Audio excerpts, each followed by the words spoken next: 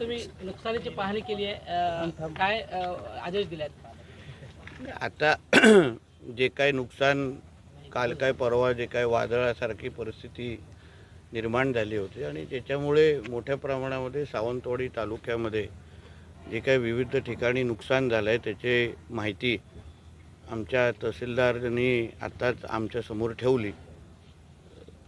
पंचनाम्यांच्या अनुसार जवळपास 25 लाखाचं नुकसान असं ते दाखवत आहेत.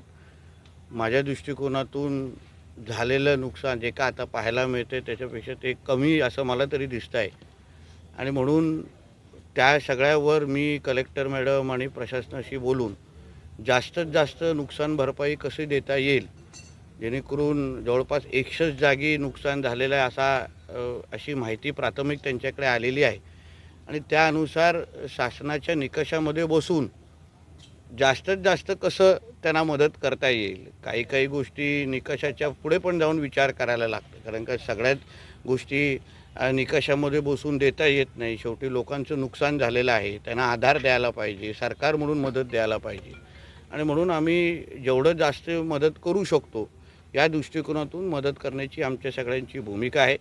आमदार साहेब, केसरकर साहेब असतील, नगराध्यक्ष मॅडम, उपनगराध्यक्ष सगळेच आमची ही पूर्ण टीम आम्ही जे नुकसान झालेलं आहे त्या सगळ्या लोकांना जास्तीत जास्त मदत करण्याच्या दृष्टिकोनातून राज्य सरकार म्हणून आम्ही पावलं टाकणार आहोत.